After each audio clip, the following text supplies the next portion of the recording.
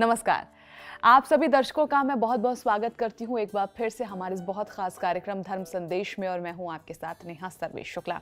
अच्छा, हम जो डेली की हम लोगों की लाइफ होती है ना, उसमें इतने सारे सवाल हम लोगों के मन में आ जाते हैं कि हम भक्ति कैसे करें, हमें कैसे पता चले कि ईश्वर हमसे खुश हैं कि नहीं है, हमारा धर्म क्या है, ये नाम जप क्या होता है। तो आज का जो एपिसोड है ना, बड़ा इंटरेस्टिंग होने वाला है।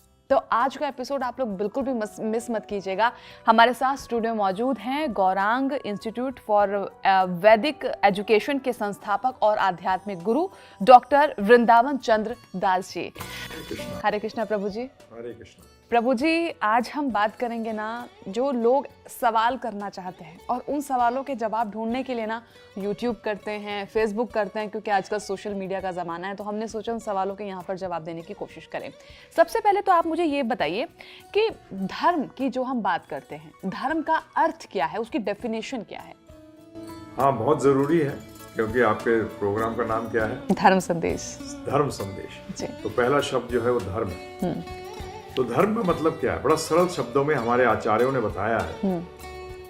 लोग कहते हैं धारण करो, ये वो सब ठीक है, कोई गलत नहीं है, परंतु मैं आपको धर्म की एक बड़ी सरल परिभाषा देता हूँ।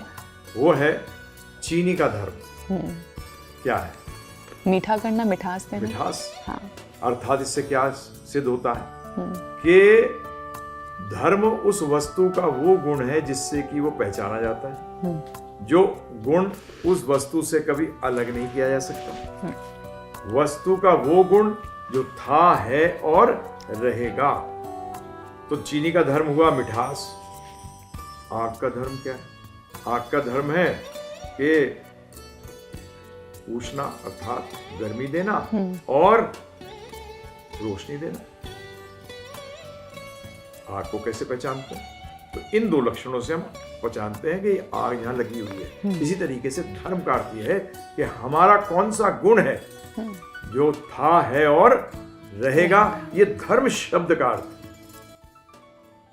अगर मैं खुद से रिलेट करूं इस सवाल को कि एक इंसान का धर्म क्या होना चाहिए, मान लीजिए कि वो चोर है, वो चोरी करता है, तो उसका धर्म तो फिर चोरी करना हुआ।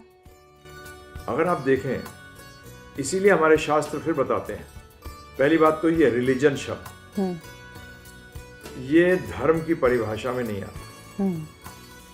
ये अंग्रेजी शब्द है। हमारे शास्त्रों के अनुसार धर्म दो प्रकार के होते हैं, एक मुख्य धर्म और एक गौण, जिसको हम अंग्रेजी में कहते हैं सेकेंडरी। एक प्राइमरी और एक सेकेंडरी। अर्थात समझिए एक उदाहरण से, गाड़ी है, गाड़ी में ओनर जो कि ड्राइवर भी है बैठा है। गाड़ी का धर्म अलग है और व्यक्ति का धर्म अलग है। अर्थात गाड़ी का लक्ष्य अलग है और ड्राइवर का लक्ष्य अलग है। अब बताइए, दोनों में इंपॉर्टेंट किसका लक्ष्य है? ड्राइवर का। गाड़ी का लक्ष्य क्या है? गाड़ी का लक्ष्य है कि वो ड्राइवर के लक्ष्य, जो ओनर है, जो मालिक है, उसके लक्ष्य को पूर्ण करने में सहायक हो। तो गाड़ी का काम क्या है? एक जगह से दूसरी जगह तक पहुंचाना। अब आपने जैसे प्रश्न किया कि मेरा धर्म, अर्थात मैं एक इंसान हूं, मेरा धर्म क्या है? तो आपकी जानकारी के लिए, धर्म शब्द है आध्यात्म विज्ञान से। तो इसका उत्तर भी हमें कहां से मिलेगा? आध्यात्मिक विज्ञान से इसका उत्तर मिलेगा। तो उत्तर क्या है इसका? तो हमारे आध्यात्मिक विज्ञान बताता है आध्यात्मिक विज्ञान की शुरुआत कैसे होती है। ये भी समझिएगा, क्योंकि फिजिक्स जैसे है उसकी शुरुआत किससे है? अणु और परमाणु से, एटम, मॉलिक्यूल। इसी तरीके से आध्यात्मिक की शुरुआत क्या है? आध्यात्मिक की शुरुआत है ये पहचानना कि मैं कौन हूं। अब मैं सिंपल वर्ड से बता दूं कि आपका धर्म क्या है। जी। आप ही का नहीं, समस्त इंसान का, समस्त जीवों का, सबका धर्म एक ही है। क्या है? सेवा करना। मनुष्य का विशेषकर। आप कहोगे नहीं जी नहीं, कैसे सेवा करना? चलिए बात कर लेते हैं इस पे। बिजनेसमैन अपने कस्टमरों की सेवा कर रहा है नहीं कर रहा है? राइट। सर्विसमैन अपने बॉस की सेवा कर रहा है। नेताजी क्या कहते हैं शुरू में? कि सेवा करने का मौका दो, चाहे वो प्राइम मिनिस्टर इंडिया का है। मोदी जी भी क्या कहते हैं आज की तारीख में? कि मुझे सेवा करने का मौका दो, चाहे कोई भी हो। वो सेवा मांगता है, हर व्यक्ति सेवा मांग रहा है। और बिजनेसमैन को जितनी अच्छे कस्टमर मिल जाएंगे, इतने बड़े कस्टमर मिल जाएंगे, उतनी सेवा उसकी बढ़ जाएगी, अर्थात कमाई बढ़ जाएगी। ऐसे एक सर्विसमैन को अगर अच्छा बॉस मिल जाए, पैसे वाला, तो उसकी तनख्वाह भी बढ़ गई, बाहर न्यारे हो गए। परंतु इसमें कॉमन चीज क्या है कि सब सेवा कर रहे हैं, अर्थात आपका धर्म क्या हुआ, सेवा। परंतु अब यहाँ फिर से वो प्रॉब्लम आती है, सेवा आत्मा की कर रहे हो या शरीर की कर रहे हो? हम क्या चला रहे हैं? हम इस भवरोग को दूर करने का तो आश्रम चला रहे हैं। उसका मेन उद्देश्य क्या है कि आप इस भवरोग के पीड़ा से मुक्त हो जाएं। आप कहते हो तो मुक्ति के बाद होंगे, नहीं, गीता कहती है सुसुखम कर्तुम अव्ययम। सुसुखम, सुखम नहीं, सु का मतलब है बहुत, कर्तुम जो करता है उसको क्या मिलता है, सुसुखम, कर्तुम अव्ययम जो कभी खत्म नहीं होता। परंतु प्रभु जी आपको भी देखना पड़ेगा, इसको स्वयं अनुभव करना पड़ेगा। प्रभु जी एक बात मुझे और बताइए, जैसे कि हम मंदिर में भी होते हैं, अपने घर के मूर्ति रखी हुई है जो जिस भगवान को मानता है, तो मूर्ति देखकर ना मेरे भी मन में सवाल होता है कि क्या मेरी बात ये सुन रहे हैं जो मैं बोल रही हूँ? इतने दिनों से मैं आरती कर रही हूँ, दीपक जला रही हूँ, पूजा कर रही हूँ, क्या मेरी बात इन तक पहुँच रही है? ये कैसे पता चलेगा कि ईश्वर साथ है, ईश्वर सुन रहे हैं? कैसे पता चलेगा? देखिए इसमें दो चीजें हैं। पहले तो ये मानना पड़ेगा कि ईश्वर है, और वो मानना मुश्किल है। क्योंकि अगर हम देखते हैं, कैमरा को देखते हैं, हम कहते हैं ऐसी कैमरा हमारे सामने है, कहते क्या दिमाग होगा उस व्यक्ति का जिसने ये कैमरा बनाया। अब तो आपने कभी आँख कैमरा देखा? अगर मैं आपसे कहूँ कि कैमरा बनाने वाला कोई नहीं है, अपने आप टपक गया, आप कहेंगे भैया भाई साहब आप एक काम करिए, प्रभु जी बाहर जाइए। आप तो बिल्कुल ही मूर्ख हैं। इसी तरीके से जब कैमरे के लिए कोई बनाने वाला है, तो आपको बनाने वाला भी कोई हो।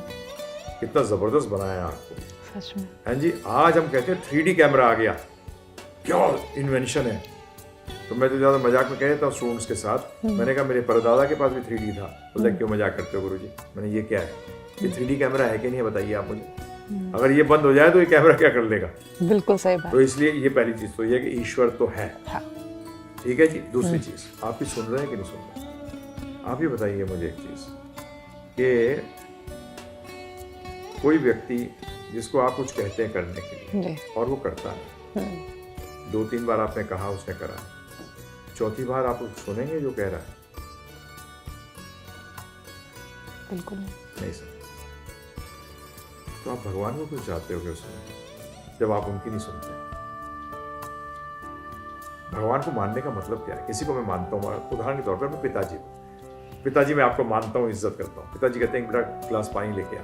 मैं देखो जी मानता हूँ और इज्जत करता हूँ, ये बोलो मत मुझे क्या करना है। सही है क्या ये? मानने और इज्जत करने का मतलब है कि जो वो कहें वो हम करें। तो भगवान को, ईश्वर को मानने का मतलब क्या है कि जो वो हमें कहते हैं वो हम करें। जब हम करेंगे तो मैं कह रहा हूँ 100% वो हमसे बात करते हैं। भगवान के साथ ये होता है, मैं बता तो चुका हूँ इतना बार, अब तो पहले ये कर फिर आगे करेंगे, फिर बात करेंगे। भगवत गीता के अंदर क्या है आप देखिए, भगवत गीता इतनी प्रैक्टिकल बुक है कि साक्षात अर्जुन के सामने भगवान श्री कृष्ण खड़े थे, बात कर सकते थे, राइट, सब कुछ था, फिर भी वो दुखी था, वो कहता मुझे समझ नहीं आ रहा मुझे क्या करना चाहिए। कंफ्यूजन इज द बिगेस्ट दुख, क्योंकि पता ही नहीं है कि क्या करूं, समय निकले जा रहा है। तो उन्होंने, अर्जुन ने क्या कहा कृष्ण भगवान से कि मैं आपका शिष्य हूं, अब शिष्यस्ते हम साधिमाम प्रपणम, कि मैं आपका शिष्य हूं, शरणागत शिष्य हूं, मुझे बताइए मेरे लिए श्रेष्ठ कर क्या है। तो आपको भी भगवान के साथ यही बोलना चाहिए, आप बताइए मुझे क्या करना चाहिए। तो बताऊं क्या कहते हैं शास्त्र, जब आपकी इतनी सिंसियरिटी होती है तो आपको भगवान गुरु देते हैं। अच्छा। और फिर गुरु आपको भगवान देते हैं। ब्रह्मांड भ्रमिते कौन भाग्यवान जीव, गुरु कृष्ण प्रसाद पाए भक्ति लता बीज। आप क्या सोचते हैं आप और हम यहाँ बैठे हैं, मैं इंटरव्यू के लिए बैठा हूँ? आपने कभी इस जन्म में या पिछले जन्म में इच्छा करी है कि मैं सत्य जानना चाहती हूँ? अच्छा, तो पिछले जन्म की ये सब चीजें कनेक्ट होती हैं हम लोगों से इस जन्म में? अप्रूव्ड है। कैसे? आज देखिए अमेरिका के अंदर एक व्यक्ति हुए डॉक्टर इयन स्टीवनसन, 1960 की बात है। उनको जीरोक्स मशीन जिसने बनाई थी, उन्होंने $1 मिलियन दिए थे कि डिस्प्रूव करो कि रीइंकार्नेशन होता है, मतलब पुनर्जन्म है। उनकी अभी 4-5 साल 6 साल पहले डेथ हुई। जब उन्होंने पूरा रिसर्च किया, किस कंक्लूजन पे पहुंचे पता है? उनका सारांश क्या था कि पुनर्जन्म एक सत्य है। और इसके ऊपर आज मोर देन 100 से ज्यादा अमेरिकन और यूरोपियन डॉक्टर्स, MD रिसर्च कर रहे हैं। और कंक्लूजन क्या आ रहा है, सारांश क्या आ रहा है कि पुनर्जन्म एक सत्य है। अच्छा, ये जो आज के वक्त पे हम झेल रहे हैं, दुख भी हो सकता है, सुख को प्राप्त कर रहे हैं, ये इस जन्म का है हिसाब किताब या फिर पूर्व जन्म का? मेरे से कई बार लोग पूछते हैं अध्यात्म लेंगे तो मुझे सुख आ जाएगा। मैंने कहा आपका मतलब क्या है? उदाहरण से समझा दें, बड़ा सरल उदाहरण है। खड्डे वाली रोड है, उसमें ऑटो से जाइए, पीठ की रीढ़ की हड्डी की हालत खराब, मर्सिडीज में जाइए पता नहीं लगता क्योंकि सस्पेंशन सिस्टम बहुत बढ़िया है। तो आध्यात्मिक विज्ञान आपको क्या हेल्प करता है? खड्डे आएंगे परंतु महसूस नहीं। क्या बताइए डॉक्टर क्या करता है? जब आपको एनेस्थीसिया देता है तो पेन खत्म हो जाता है या फीलिंग खत्म हो जाती है? पेन की फीलिंग खत्म होती है, पेन खत्म नहीं होता। इसी तरीके से आध्यात्मिक जीवन के अंदर अब आपका जो प्रश्न है पिछले जन्म का इस जन्म का है, कर्मों को बताया गया बीज की तरह जी। बीज जो है, कई पेड़ों का बीज, कई सब्जियों का बीज एक दिन में फल दे देता है, कईयों का 5 साल में देता है। इसी तरीके से कर्म में भी होता है। जैसे किसी ने किसी को झापड़ मारा, उसने रिटर्न कर दिया, कर्म का फल वहीं बराबर हो गया। अब कई कर्म है, जैसे आपका पहला कर्म कैसे आता है काम? आप पैदा क्यों हुई उस परिवार में? आप शुक्ला परिवार में क्यों पैदा हुई? आपके कर्मों के कारण। सही बात है, बिल्कुल। मैं तो साफ मुंह पे कहता हूँ लोगों को, मैंने नेताजी मिले, मैंने कहा अगर तेरे को चांस मिले तो किसके घर में पैदा होगा? प्राइम मिनिस्टर के घर में पैदा हो जाएगा। तो पैदा होते ही मे बी प्राइम मिनिस्टर का बोर्ड तो लगी जाता है, प्राइम मिनिस्टर बने या बने, बिजनेसमैन बनना चाहता है, धनावड़ के यहाँ पैदा हो गया, पैदा होती बिजनेसमैन बन गया। और हम लोग इस बात को मानते हैं कि कर्म से ही फल भाग्य चेंज होता है। तो पहला भाग्य तो आपका कहाँ शुरू हुआ? जहाँ आप पैदा हुए। आपके अंदर कुछ क्वालिटीज होती है, हर व्यक्ति के अंदर कोई ना कोई क्वालिटीज हैं, कोई ना कोई गुण है। कहाँ से आए? हर गुण क्यों नहीं है हर व्यक्ति के अंदर? नहीं है। तो इसी तरीके से ये सिद्ध करता है। और फिर दूसरा चीज जानने के लिए बड़ा सरल है कि आपने जीवन में कोई चाहता है असफलता मिले, कष्ट चाहता है? कोई नहीं, फिर भी आते हैं। बताओ क्यों? इसका उत्तर क्या दोगे? आपने तो कोई काम ऐसा नहीं किया जिससे आपको कष्ट मिले या दुख मिले, परंतु फिर भी वो आया। कहाँ से आया? आपके जीवन में क्यों आया? दूसरे के जीवन में क्यों नहीं आया? क्या कारण है? तो ये तो सिद्ध करता है कि भाग्य भी है और कर्म भी है। और भाग्य ध्यान रखिएगा, भगवान नहीं देते। कर्म के फल को भाग्य कहते हैं। भगवान तो ये देखते हैं जैसा करेगा वैसा भरेगा। भक्ति करोगे तो कष्ट आएंगे परंतु महसूस नहीं होंगे। आप गाते भी तो हो आरती के अंदर, भक्त जनों के संकट क्षण में दूर करें। अगर आपको कष्ट हो रहे हैं तो भक्त नहीं हो।